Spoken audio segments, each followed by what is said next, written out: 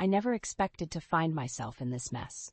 One minute I was living the American dream, successful career, handsome husband, and a life that seemed picture perfect. Now I'm sitting in my parents' guest room, wondering where it all went wrong. My name is Emily, and this is how my fairy tale turned into a nightmare. It all started 5 years ago at a friend's barbecue. I was 30, focused on my marketing career, and not looking for love. Then Ethan walked in. "Emily, have you met Ethan?" My friend Sarah's voice cut through the chatter. "He's the architect who designed that new art museum downtown."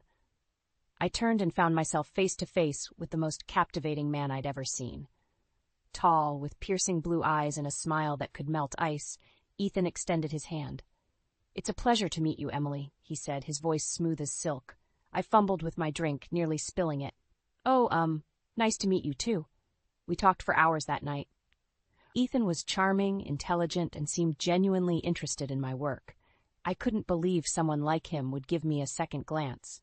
"You're different from the other women I've met," he told me as the party wound down. "Would you like to have dinner sometime?" I said yes, of course. Who wouldn't? Our whirlwind romance was the stuff of movies. Fancy restaurants, weekend getaways, and surprise gifts became the norm. My friends were green with envy. "Girl, you hit the jackpot," my coworker Jen gushed over lunch. "Ethan's like a real-life Prince Charming." I blushed, still not quite believing it myself. "I know, I'm so lucky." 6 months after we met, Ethan proposed. It was a crisp autumn evening in Central Park. He got down on one knee, pulled out a ring that probably cost more than my car, and asked me to be his wife. "Emily, you're the missing piece in my life," he said, his eyes shining. "Will you marry me?" I was so overwhelmed. I could barely squeak out a yes. Our wedding was small, but elegant. Ethan insisted on handling all the details, saying he wanted to make it perfect for me. As I walked down the aisle, I felt like I was floating on air. "You look stunning," Ethan whispered as I reached him at the altar. The reception was a blur of champagne toasts and well wishes. I caught snippets of conversation from the guests. How did plain Jane Emily land a catch like Ethan?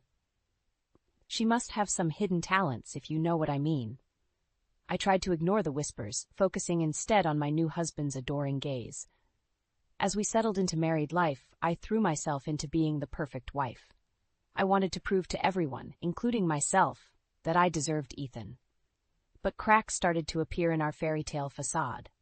It began with little things: a raised eyebrow at the state of the laundry, a sigh when dinner wasn't ready on time. "Emily, darling," Ethan said one evening, his tone deceptively light, "don't you think it's time you focused more on our home? Your career seems to be distracting you." I froze, spatula in hand. "What do you mean?" He smiled, but it didn't reach his eyes. "I'm just saying, a wife's place is in the home. Don't you want to make me happy?" As I stood there, sauce bubbling on the stove, I felt a chill run down my spine. Something in Ethan's voice made me wonder if I'd made a terrible mistake. Little did I know, that moment was just the beginning of my descent into hell. Meeting Ethan's family was like stepping into another world. A world of polished marble floors, crystal chandeliers, and judgmental stares. I'll never forget that first dinner at their mansion. "Emily, dear, do come in," Sylvia, Ethan's mother, greeted me with air kisses. Her perfume was overpowering, her smile razor-sharp. "I hope you didn't have trouble finding us." I clutched my handbag, suddenly aware of its worn edges. "No, not at all. Your home is beautiful." Ian, Ethan's father, merely grunted from behind his newspaper. Ethan's sister, Kathy, bounded down the stairs, all smiles and designer clothes. "Emily, I'm so glad to finally meet you," she exclaimed, hugging me tightly. "Ethan's told us so much about you." Dinner was a minefield of potential faux pas. I watched Sylvia's eyes narrow as I reached for the wrong fork, heard her tsk when I accidentally clinked my water glass. "So, Emily," Sylvia began, her voice dripping with false sweetness, "Ethan tells us you work in advertising, was it?" "Marketing, actually," I corrected gently. "I'm an executive at—" "Oh, how quaint," she interrupted. "I always admire women who choose to work, though I'm sure you'll want to focus on family soon enough." I felt my cheeks burn. "Well, Mother," Ethan cut in smoothly, "Emily's quite successful in her field. I'm very proud of her accomplishments." Sylvia's lips tightened, but she said nothing more. As weeks passed, the pressure to fit into Ethan's world grew. Sylvia's helpful suggestions became a constant barrage. "Emily, darling, you simply must let me introduce you to my stylist," she'd say, eyeing my off-the-rack dress. Or, "I've enrolled you in my favorite cooking class. Every wife should know how to prepare a proper soufflé." I tried to take it in stride, but each comment chipped away at my confidence. Kathy, surprisingly, became my ally. "Don't let Mom get to you," she whispered one day as we helped clear the table. "She's just set in her ways." I smiled gratefully. "Thanks, Kathy. I'm trying, but sometimes I feel like I'll never measure up." She squeezed my arm. "Just be yourself. That's who Ethan fell in love with, right?" But even as Kathy reassured me, I couldn't shake the feeling that I was constantly being evaluated, found wanting. Things came to a head at Sylvia's annual charity gala. I'd spent weeks preparing, determined to make a good impression, but as I descended the grand staircase, I heard the whispers. "Is that Ethan's wife? In that dress?" She looks so common. I froze, my confidence evaporating. Ethan appeared at my side, his smile tight. "Everything all right, dear?" he murmured. I nodded, not trusting my voice. As we made our rounds, I felt Sylvia's disapproving gaze following me. Later, as I fumbled through small talk with Ethan's business associates, I overheard Sylvia speaking to a friend. "Yes, Emily's nice enough, but between you and me, I had hoped Ethan would choose someone more suitable for our circle." My heart sank. I excused myself and fled to the powder room, fighting back tears. As I stared at my reflection, I wondered if I'd ever belong in this world. A soft knock startled me. "Emily?" It was Kathy. "Are you okay?" I opened the door, my carefully applied makeup smeared. Kathy's eyes widened. "Oh, honey," she sighed, pulling me into a hug. "Don't let them get to you. They're all snobs anyway." I pulled back, wiping my eyes. "How do you stand it?" Kathy's smile turned bitter. "Years of practice. But listen, Emily, you don't have to change who you are for them. For anyone." As we rejoined the party, Ethan caught my eye from across the room. His brow furrowed in concern, but he made no move to come to me. In that moment, surrounded by glittering wealth and barely concealed disdain, I realized I was utterly alone in this new life I'd chosen. And for the first time, I wondered if I'd made a terrible mistake. The alarm blared at 5 a.m., jolting me awake. Another day of juggling work and home life stretched before me. I tiptoed out of bed, careful not to wake Ethan, and headed to the kitchen. By 6:30, I'd prepared Ethan's favorite breakfast, ironed his shirts, and was reviewing notes for my big presentation. As I sipped my coffee, Ethan sauntered in, frowning at the table. "No fresh squeezed orange juice?" he asked, his tone sharp. I froze. "I'm sorry, I forgot. I'll run to the store." "Never mind," he cut me off. "I'll grab something at the office." As he left, I felt a familiar knot in my stomach. When had I become so afraid of disappointing him? At work, I threw myself into my presentation, pushing aside my morning's troubles. Just as I was wrapping up, my phone buzzed. "Ethan. Emily, we need to talk. Come home early." My heart raced as I drove home, imagining worst-case scenarios. Had I forgotten an important event? Was Ethan sick? I found him in the living room, pacing. "Sit down," he said, his voice unnervingly calm. "What's wrong?" I asked, perching on the edge of the sofa. Ethan took a deep breath. "I think it's time you quit your job." The words hit me like a physical blow. "What? But why?" "Our home life is suffering, Emily. The house is a mess. Meals are rushed. And frankly, I'm tired of eating takeout when my wife should be cooking." I stared at him, stunned. "But my career, I've worked so hard. Don't you think our marriage is more important?" Ethan's eyes narrowed. "Or are you saying you care more about your job than me?" "No, of course not," I stammered. "But can't we find a balance? Maybe hire some help?" Ethan scoffed. "And admit we can't manage our own home? What would people think?" As we argued, I felt my dreams slipping away. Finally, exhausted, I agreed to think about it. The next few weeks were a blur of increased household responsibilities and mounting pressure at work. I'd wake at 4 a.m. to clean, cook elaborate meals, and still try to meet my deadlines. One evening, as I rushed to prepare dinner after a long day, disaster struck. The roast burned, filling the kitchen with smoke. Ethan stormed in, waving his arms. "What's going on? Can't you do anything right?" Tears stung my eyes as I tried to salvage the meal. "I'm sorry, I got caught up with work and... work again?" Ethan's voice dripped with disdain. "If you can't handle both, maybe it's time to make a choice." I turned to face him, anger finally bubbling up. You knew who I was when you married me, Ethan. My career is part of who I am. His expression hardened. Well, maybe I thought you'd grow up and realize what's truly important. As we glared at each other, the doorbell rang. Ethan's parents. What's that smell? Sylvia asked as she swept in, wrinkling her nose. I wanted to sink into the floor. There was an accident with dinner. Sylvia clicked her tongue. Oh, Emily, how do you expect to be a proper wife if you can't even manage a simple meal? I looked to Ethan, hoping he'd defend me. But he just shook his head, disappointment clear in his eyes. That night, lying awake, I replayed every criticism, every disapproving look. When had I become this shadow of myself, constantly seeking approval? My phone lit up with a text from my boss. Great job on the Henderson account. You're on track for that promotion. In that moment, something inside me snapped. I couldn't keep living like this, torn between two worlds, never good enough for either.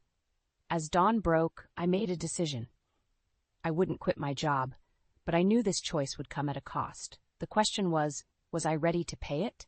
I stared at my reflection in the bathroom mirror, barely recognizing the woman looking back at me. Dark circles shadowed my eyes, and my once vibrant smile had faded to a weary line. This was the cost of trying to be everything to everyone. Emily, Ethan's voice boomed from downstairs. Where's my blue tie? I have an important meeting. I closed my eyes, took a deep breath, and plastered on a smile. Coming, dear. As I helped Ethan with his tie, he frowned at me. You look tired. Are you still working on that project? I thought we agreed you'd cut back your hours. I'm fine, I lied. Just didn't sleep well. Ethan's eyes narrowed. Make sure you're home early today. My parents are coming for dinner. My stomach dropped. But I have a presentation. Figure it out, he snapped. Family comes first, remember? After he left, I collapsed onto the couch, my mind racing. How could I possibly manage everything? As I scrolled through my phone, a text from my boss popped up. Emily, don't forget, big presentation today. This could lead to that promotion we discussed. Tears pricked my eyes. I'd worked so hard for this opportunity, but Ethan's demands echoed in my head. With shaking hands, I dialed my boss's number. Janet, I'm so sorry, but I can't make the presentation today. Family emergency. The silence on the other end was deafening. Finally, Janet spoke, her disappointment palpable. I see. Well, I'll have Tom cover for you. We'll talk tomorrow. I spent the day in a frenzy, cleaning the house and preparing an elaborate meal. By the time Ethan's parents arrived, I was exhausted but determined to make everything perfect. Sylvia swept in, her critical gaze taking in every detail. Oh, Emily, she sighed, running a finger along the mantel. Dusting is really an everyday task, dear. I bit my tongue, forcing a smile. You're right, Sylvia. I'll try to do better. Dinner was a minefield of passive-aggressive comments and thinly veiled criticisms. As I served dessert, my phone buzzed insistently. Excusing myself, I checked the message. Emily, we need to talk first thing tomorrow. Janet. My heart sank. I knew what that meant. Everything all right? Ethan asked as I returned, his tone more accusatory than concerned. Fine, I mumbled, avoiding his gaze. After his parents left, Ethan cornered me in the kitchen. What was that about? You were distracted all evening. I took a deep breath. It was work. I missed an important presentation today. Ethan's face darkened. Because of dinner? Emily, we talked about this. Your priorities. I know, I snapped, surprising us both. I know what you think my priorities should be. But do you ever consider what I want? What you want, Ethan scoffed. What about what this family needs? What I need from my wife? As we argued, years of pent-up frustration poured out. Every criticism, every impossible expectation, every dream I'd sacrificed, it all came rushing to the surface. I can't do this anymore, Ethan, I finally said, my voice barely above a whisper.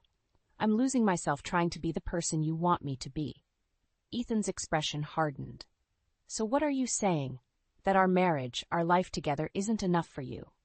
I looked at him, really looked at him, and for the first time, I saw not the charming man I'd fallen in love with, but a stranger who seemed to take pleasure in my struggle. I'm saying I need to make a change, I replied, my voice stronger now. For my own sanity. Ethan laughed coldly. Good luck with that. You'd be nothing without me, Emily. Remember that. As he stormed out, leaving me alone in the kitchen, I felt something shift inside me. Fear, yes, but also a glimmer of something I hadn't felt in years. Hope. Tomorrow, I decided, things would be different. I just had to find the courage to make it happen. The day after my argument with Ethan, I found myself at Sylvia's door, a basket of muffins in hand. It was her birthday, and despite everything, I was determined to make an effort. As I rang the doorbell, I steeled myself for the inevitable criticism. Sylvia opened the door, her perfectly coiffed hair and immaculate outfit making me feel frumpy in comparison. "Emily, dear," she said, her smile not quite reaching her eyes. "How thoughtful of you to drop by." I followed her into the pristine living room, where she immediately began fussing with the curtains. "I hope these muffins aren't store-bought," she said, eyeing the basket suspiciously. "No, I baked them myself this morning," I replied, trying to keep the defensiveness out of my voice. Sylvia raised an eyebrow. "Well, I suppose that's something.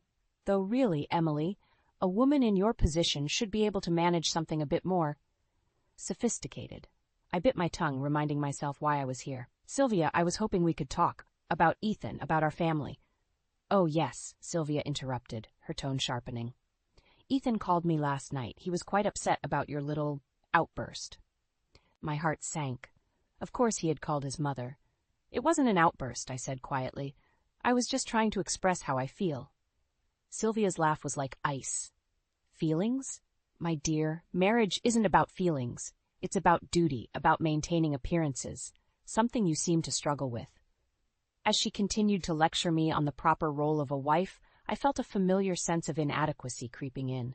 But then I remembered Ethan's cold words from the night before, and something inside me snapped.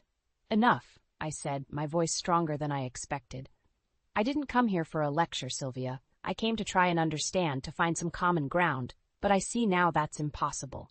Sylvia's eyes widened in shock. "Well, No, you never have," I continued, years of pent-up frustration pouring out. "You've never tried to understand me, to see me as anything more than an accessory for your son. But I'm a person, Sylvia, with dreams, with ambitions, and I'm done apologizing for that." As I spoke, I saw something flicker in Sylvia's eyes. Was it recognition, respect? But it was quickly replaced by her usual cold disdain. "If that's how you feel," she said icily, "perhaps it's time you reconsidered your place in this family." Her words hit me like a physical blow. "My place?" I repeated, stunned. "Yes, your place," Sylvia continued, her voice dripping with condescension.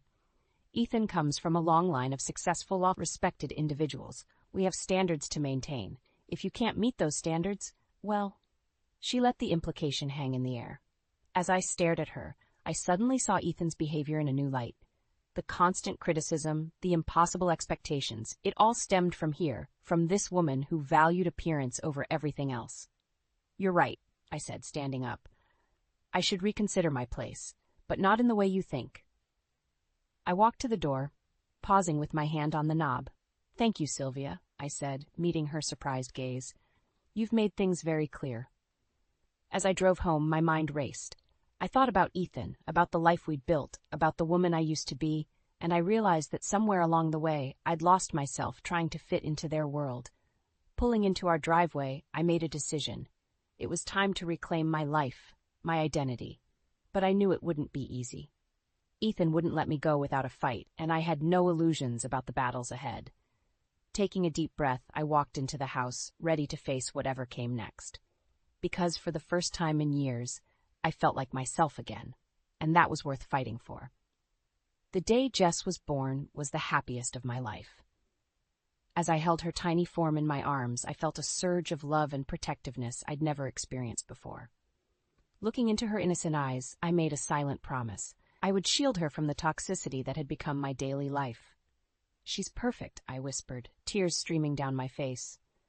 Ethan stood beside the hospital bed, his expression unreadable. "Let's hope she grows up to be a proper lady," he said, his tone oddly detached. I pushed aside the chill his words sent through me, focusing instead on Jess's tiny fingers wrapped around mine. She was my lifeline, my reason to keep going. As the months passed, I threw myself into motherhood with a passion that surprised even me. Every milestone, her first smile, her first steps, her first word, filled me with joy. For a while, it seemed like Jess's presence had softened Ethan. He doted on her, proudly showing off pictures to his colleagues. But as Jess grew older, I noticed a shift in Ethan's behavior. his critical nature, which had been somewhat subdued, began to resurface. The day Jess started kindergarten, I helped her get ready, my heart swelling with pride as she twirled in her new dress. "Mommy, look! I made this for Daddy!" Jess exclaimed, holding up a colorful drawing. "It's beautiful, sweetheart," I said, smiling. "He'll love it." But when Ethan came home that evening, his reaction was far from what I'd hoped. "What's this mess?" he frowned, barely glancing at the artwork Jess thrust towards him. "I made it for you, Daddy," Jess said, her voice small. Ethan sighed. "Jess, if you're going to draw, at least try to stay inside the lines. This looks sloppy." I watched as Jess's face crumpled, my own heart breaking. "Ethan," I hissed, "she worked hard on that. She's only 5. He shot me a warning look.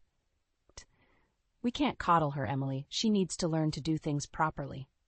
That night, as I tucked Jess into bed, she looked up at me with tear-filled eyes. "Mommy, why doesn't Daddy like my drawing?" I swallowed hard, fighting back my own tears. "Oh, sweetie, Daddy does like it. He just has a funny way of showing it sometimes." But as the weeks went by, Ethan's criticism of Jess became more frequent and harsh.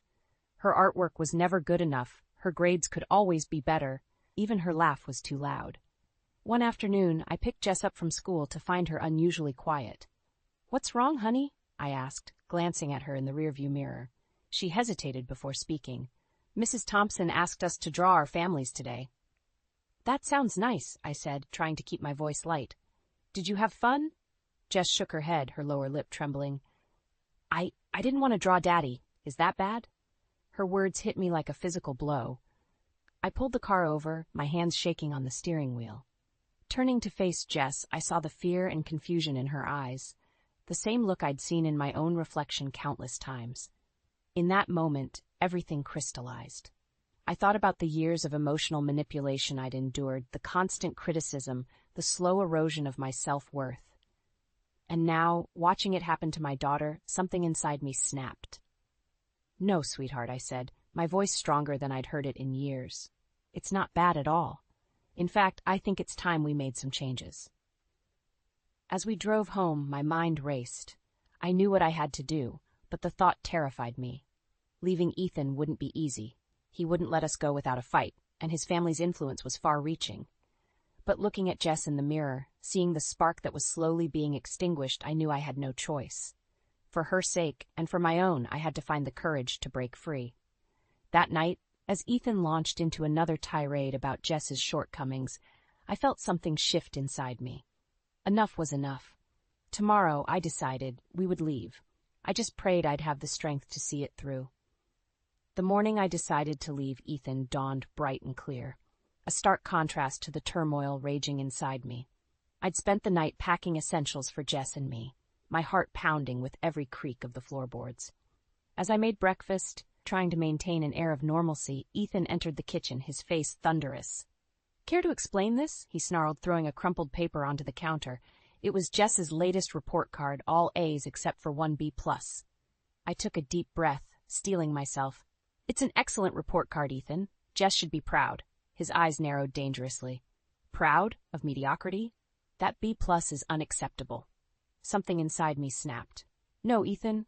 What's unacceptable is how you treat our daughter, how you treat me." He recoiled as if I'd slapped him. "How dare you?" "No," I interrupted, my voice stronger than I'd ever heard it. "I'm done being silent. You've criticized and belittled us for years. I won't let you destroy Jess's self-esteem the way you destroyed mine." Ethan's face contorted with rage. "You ungrateful. Mommy?" Jess's small voice cut through the tension. She stood in the doorway, a hurried, clutching her favorite stuffed animal, eyes wide with fear. In that moment, seeing the terror on my daughter's face, I knew there was no turning back. "Get your backpack, sweetie," I said, my voice surprisingly calm. "We're going on a little trip." Ethan lunged forward, grabbing my arm. "You're not going anywhere with my daughter." I wrenched free, adrenaline coursing through me. "Watch me." The next few minutes were a blur of action. I grabbed our packed bags, hustled Jess into the car, and peeled out of the driveway, Ethan's shouts fading behind us. As we drove to my parents' house, Jess's quiet voice broke the silence. "Are we leaving Daddy forever?" My heart clenched. "I don't know, sweetie, but I promise, everything will be okay." My parents welcomed us with open arms, their faces a mix of concern and relief. We've been waiting for this day, my father said, hugging me tightly. The next few weeks were a whirlwind of legal meetings and heated phone calls. Ethan, predictably, fought me every step of the way. He froze our joint accounts, threatened to ruin my career, even tried to turn my own parents against me with wild accusations. But I stood firm, drawing strength from Jess's slowly returning smile and the support of my family. Then came the day I'd been dreading. I arrived home from a meeting with my lawyer to find Ethan's car in my parents' driveway. Inside, I found him sitting with Jess, his charm turned up to full wattage.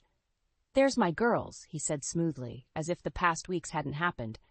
"I've been thinking, and I realize I may have been a bit harsh. Why don't we go home and work this out?" For a moment, I faltered. The old Emily, desperate for approval, almost gave in, but then I saw Jess, her body tense, eyes darting between us nervously. "No, Ethan," I said firmly. "We're not coming back. In fact," I took a deep breath, "I want a divorce."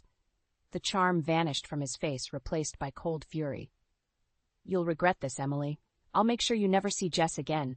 You're nothing without me, remember that." As he stormed out, slamming the door behind him, I felt a strange mix of terror and exhilaration. I'd done it. I'd stood up to him. But I knew this was just the beginning of a long, brutal fight. That night, as I tucked Jess into bed, she looked up at me with those innocent eyes. "Mommy, are you scared?" I hesitated, then nodded. "A little, sweetie. But being brave doesn't mean you're not scared. It means you do the right thing even when you are scared." As I kissed her goodnight, I silently vowed to be the mother she deserved. No matter what battles lay ahead, the road would be tough, but for the first time in years, I felt hope blooming in my chest. We were free, and I was determined to keep it that way. The day Ethan and Sylvia showed up at my workplace, I knew something was terribly wrong. Their smug expressions sent chills down my spine.